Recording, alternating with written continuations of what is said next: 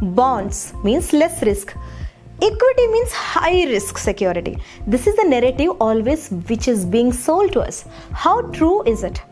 What if I tell you that there are certain classification of bonds and there are certain circumstances where bondholders risk maybe so much more than equity shareholder that the value can go back to zero? Will you believe me? We are always told that we have to have certain exposure to bonds in our portfolio, maybe 10 to 20%, completely agreed. But will you just buy a product because it is painted with the name bond? What are the steps that we have to take? In this video, I am going to explain what has happened exactly with AT1, additional tier 1 bonds in Credit Suisse, and how can we possibly avoid this kind of losses as an investor. So stay tuned till the end, and if you like, please don't forget to subscribe.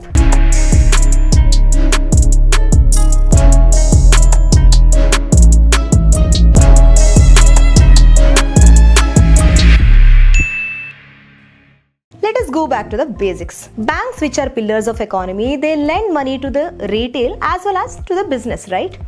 Now, how do these banks raise money? Obviously, it is from equity or bonds. Let us talk about the tier 1 capital, which is equity. For banks, this comes from the equity investors who initially purchase the stock or the shares of these banks. And another part of this equity is reserves, which is built over the period of time. Every year, when the bank declares profit, a portion of that has to be transferred and kept. It is shown as reserves in the balance sheet of any bank.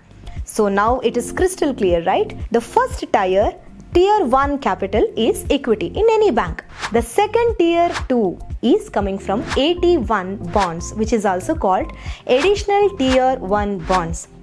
See, after 2008 global crisis, all over the world, governments have realized that every time a government cannot jump into rescue plan and waste taxpayers' money because it creates a lot of public anger, there has to be an alternative arrangement or the setup. In case if these crisis situations unfold again in future, there should be some security, some people who can absorb this loss before the government is forced to step in. That's why they ended up coming with a new concept of AT1, additional tier 1 bonds. Now you have understood, this is a high risk and high return game. Even in India, RBI permits the banks to issue AT1 bonds and get the money from the investors to get that extra cushion or a safety net which is required in times of crisis. After this tier 1 and tier 2 capital, there are other categories of debt, deposits, etc. Let's see now what has happened in the case of Credit Suisse. On Friday, people had hope and investors felt something might work out. But on March 20th, just in 3 days, there was an emergency takeover by UBS, which had acquired Credit Suisse at 60% of its valuation. So all the shareholders of this Credit Suisse who had value of their shares standing at $1.86 on Friday, they ended up seeing the value at $0.76 just in 3 days. And Swiss regulator steps in and says to all AT1 bondholders, you will get nothing. The value of entire 17 billion bonds portfolio is zero now. Just imagine yourself in this situation where you see the valuation of 17 billion just on Friday and in 3 days it becomes zero. Why it has happened? Because it was the nature of the product, AT1 bonds, is such that if the bank runs into crisis situation, reaches the liquidation stage, they are supposed to be there to absorb the loss. So they are the one who is going to take the hit. So to sum up, AT1, additional tier 1 bonds, by nature are those kind of hybrid securities which are designed to absorb the loss if the capital in any bank falls below a required level. This has exactly happened in the case of Credit Suisse. But you know, this is a human tendency. If you suffer 2 lakhs rupees of loss, you may not feel the pinch as long as you are seeing me suffering the loss of 5 lakhs. Because even the loss is relative. There is some kind of comparison, right? See, even in the case of Credit Suisse, when these bondholders saw equity shareholders getting some amount, they started feeling that this is an injustice to them. But there is a hierarchy which is to be followed in case of any liquidation. If the company or a bank is undergoing winding up proceedings, typically what happens? They go and sell all the assets and set off the liabilities. Now, the remaining amount which is to be distributed among all the other class of investors, there is a hierarchy which they follow. Usually, the shareholders, because they are the owners of the company, they are the last to be paid. If after paying everybody, anything is left out, then this is given to the equity shareholders.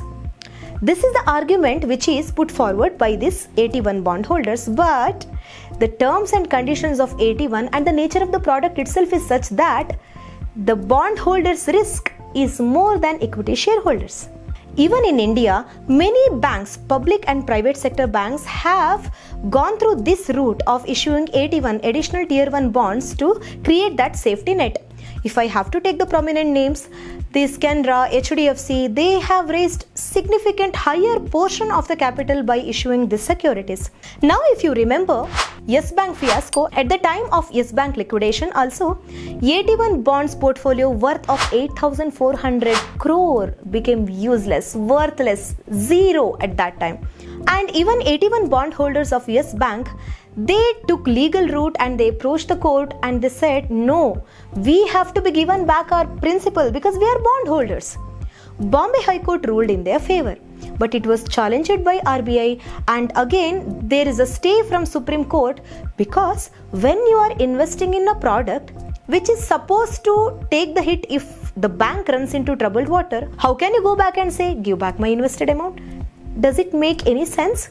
Do you know what is another name for these securities? These are called Coco or contingent convertibles. That means it is for the regulator to decide what treatment they will be giving to these securities. Either it is converted into equity or it can be written down. Say in the first case, if it is converted as an equity, the bank gets little bit of support in its balance sheet and it can stay afloat.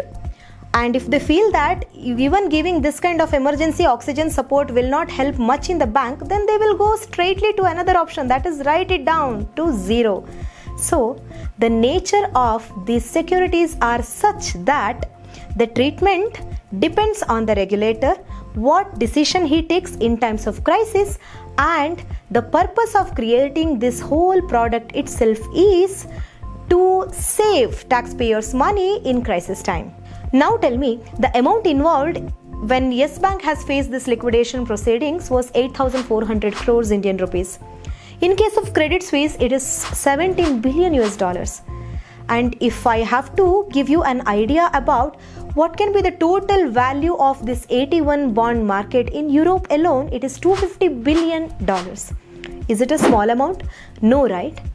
So when a product is created just to absorb the loss of a bank, in case if the bank is running into troubled water, just because it gives high yield or a high coupon rate, if bondholders go and invest there without even considering what is the risk involved there, just by looking at the coupon rate or just by looking at the name bond, because the product is painted with the name of bond, is there anything that in the world can save them?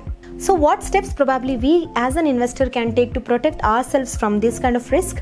First, just because a product is having the name bond, just do not go and simply invest. It is always better to have 10 to 20% exposure in anybody's portfolio after a certain age and according to the risk appetite to these bonds. I agree with this fact, but you have to consider whether this is a plain instrument or carries any hybrid features which brings them closer to equity also. Because if it is promising highest yield or return there, that means there is an element of risk which is high. At the end, investment is high risk, high return or low risk, low return game, right? So read the terms and conditions, prospectus thoroughly, understand the classification, treatment of every security that you want to buy, then analyze if it fits to your risk appetite. For example, if you just want highest yield or high coupon rate and you don't worry about not getting back the invested amount, maybe this works for you. But for many, I believe, they're bothered about getting back the invested amount also, right?